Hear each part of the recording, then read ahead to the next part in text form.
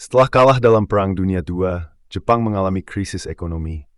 Namun, dengan bantuan Amerika Serikat melalui program Marshall Plan dan reformasi ekonomi, Jepang bangkit.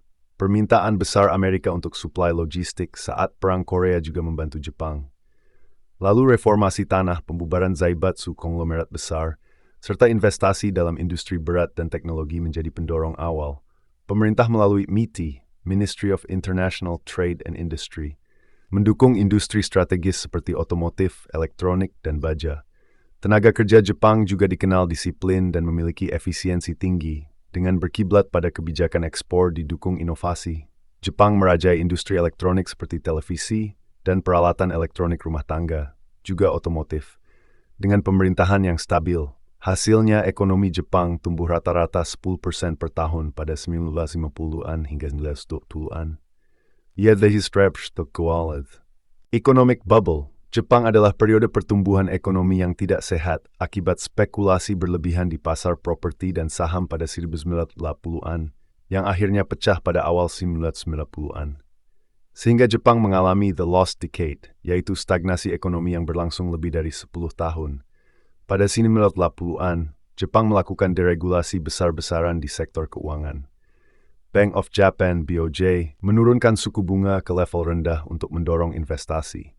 Akibatnya, bank memberikan pinjaman besar dengan bunga rendah. Perusahaan dan individu berutang untuk membeli aset, terutama saham dan properti. Harga tanah dan properti melonjak drastis, terutama di Tokyo dan kota besar lainnya. Pasar saham mengalami lonjakan tajam karena investor percaya harga akan terus naik. Pada puncaknya, nilai real estate di Tokyo begitu tinggi sehingga Istana Kaisar Tokyo lebih mahal daripada seluruh negara Kanada.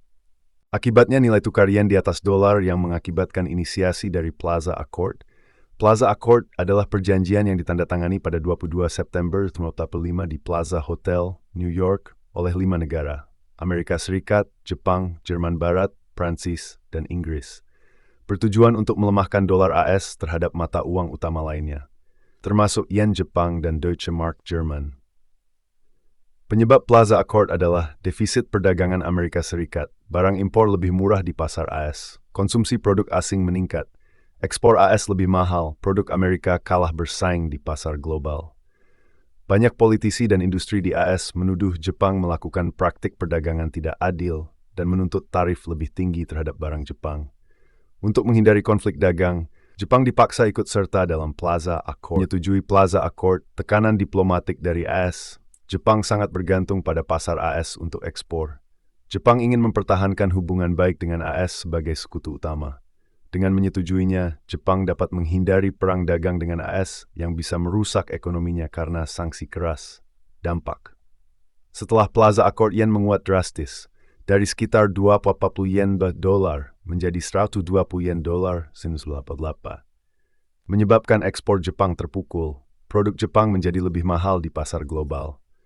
Pada akhir 1989, Bank of Japan menaikkan suku bunga untuk meredam spekulasi. Akibatnya saham anjlok. Indeks Nikkei 225 turun dari 39 poin ke 19.000 poin, 92. Harga properti runtuh. Banyak perusahaan dan individu gagal membayar utang mereka. Perbankan kolaps. Bank-bank mengalami kredit macet karena banyak pinjaman tidak bisa dilunasi. Jepang alami stagnasi. Pertumbuhan ekonomi seringkali di bawah 1% per tahun. Deflasi menyebabkan orang menunda konsumsi, memperparah krisis. Upaya pemerintah termasuk stimulus ekonomi dan reformasi perbankan. Biaya hidup tinggi membuat banyak anak muda ragu untuk menikah atau punya anak. Game dan dunia virtual menawarkan hiburan tanpa perlu interaksi sosial langsung. Beberapa orang merasa lebih nyaman di dunia digital daripada dunia nyata. Menyebabkan krisis demografi, menurutnya, angka kelahiran sejak 1990 hingga saat ini, berkurangnya tenaga kerja produktif. Jepang saat ini tingkat warga usia senja 35% dari total penduduk, atau setara 40 juta jiwa. Menyebabkan Jepang saat ini diisi oleh tenaga kerja asing, terutama Indonesia. Pada Oktober 2023, terdapat 2,5 juta pekerja asing di Jepang. Dari jumlah tersebut, TKI mencapai 157 orang, yang berarti peningkatan sebesar 2,2% dibandingkan dengan tahun 2018.